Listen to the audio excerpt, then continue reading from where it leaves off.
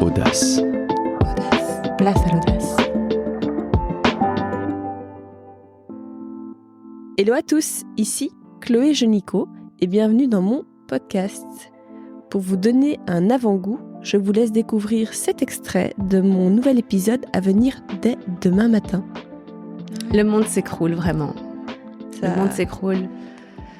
Le monde s'écroule et en fait, je suis assez reconnaissante du parcours de vie que j'ai eu parce qu'aujourd'hui, je suis qui je suis et c'est pour ça que j'avais aussi envie de partager que dans la vie, c'est important de pouvoir se relever, de prendre de ses faiblesses des forces.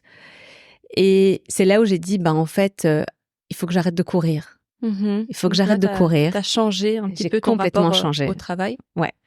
Comment ? Explique-nous. Alors là, j'ai complètement changé par rapport au travail. On a décidé de calmer tout.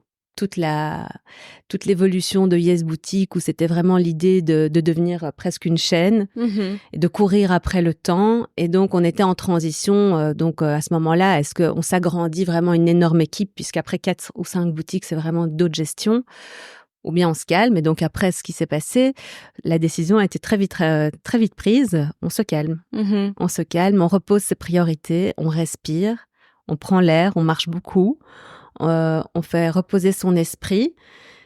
Et là, le noyau familial, il est hyper important. C'est pour ça que tout à l'heure, tu me demandais, le noyau familial, il m'a vraiment beaucoup, beaucoup soutenue. Mes amis, c'est comme ma famille. J'ai un chouette noyau d'amis et ils ont été super présents. Donc là, on décide de fermer une boutique, une deuxième boutique. C'est pas facile parce qu'il faut savoir, comme je t'ai dit, qu'après 10 jours, j'ouvre une boutique. Après 10 jours, post-accouchement, j'ouvre une boutique. C'était mes bébés, entre guillemets. Donc, de les fermer, c'était pas évident, surtout que c'était des boutiques qui fonctionnaient bien, mais c'était un choix. Et puis, le choix a été de vraiment rebondir à la vie, parce que j'avais 2 magnifiques filles qui avaient besoin de voir leur maman heureuse, comme elle l'était avant. Et donc là, il faut rebondir. T'as envie de retrouver goût à la vie, tu te cherches un petit peu. Et là, je me dis, j'avais envie, c'est difficile à dire, mais j'avais envie de ce bébé. Donc, on décide avec mon mari de remettre la machine en route. Et là, c'est une 4e grossesse qui est très compliquée. On va pas se mentir, elle est très compliquée, elle est très angoissante, très stressante.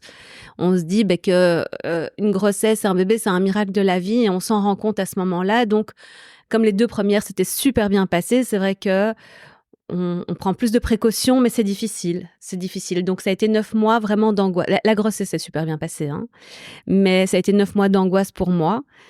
Et quel était ton mindset, toi, par rapport à ça ? Donc, tu vivais cette grossesse assez stressante, ce qu'on peut totalement comprendre.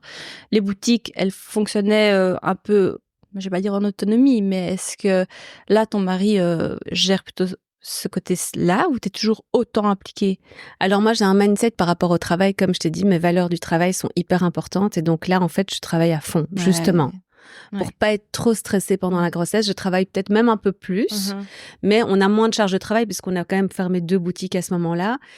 Et là, en plein milieu, donc là, j'annonce aussi ma grossesse beaucoup plus tard, donc je suis beaucoup plus de précautions, je cache beaucoup. Il y a tout un mindset par rapport à ça où je travaille et je garde ce bébé bien au chaud pour que tout aille bien. Ça, c'est vraiment l'idée. Sauf que je sais pas pourquoi, de nouveau, une opportunité s'annonce en plein milieu de ma grossesse. Et comme je suis quelqu'un qui réfléchit pas trop, je bondis quand quelque chose me parle, j'y vais très vite. Et là, l'opportunité d'ouvrir un nouveau shop s'annonce et Raph me dit écoute, maintenant t'es en pleine grossesse, on avait dit qu'on se calmait. J'ai dit ouais, mais je la sens super bien. Tout va aller. Je suis quelqu'un d'hyper optimiste. Ça, c'est vraiment. Et t'es quelqu'un d'instinctif ? Hyper. Donc, je le sentais bien, on fonce. Et ça, c'est vraiment quelque chose que j'ai envie de transmettre aussi via ce podcast. Quand on le sent de l'intérieur, pas se poser trop de questions. Ça va se faire, ça va bien se faire. C'est compliqué à comprendre, mais c'est vraiment ça mon idée. Et là, une opportunité s'annonce, mais c'est un peu délicat parce que on doit signer, je crois, 2 mois avant que j'accouche et on devrait entrer en terme le jour de l'accouchement de nouveau.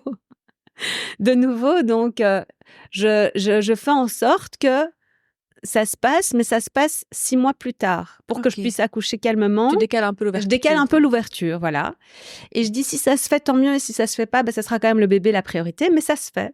Donc, merci d'avoir écouté cet extrait d'Audace. Si cette conversation vous a plu, il y a quelques façons simples de m'aider à faire grandir ce podcast et donc à attirer toujours plus d'intervenants de qualité.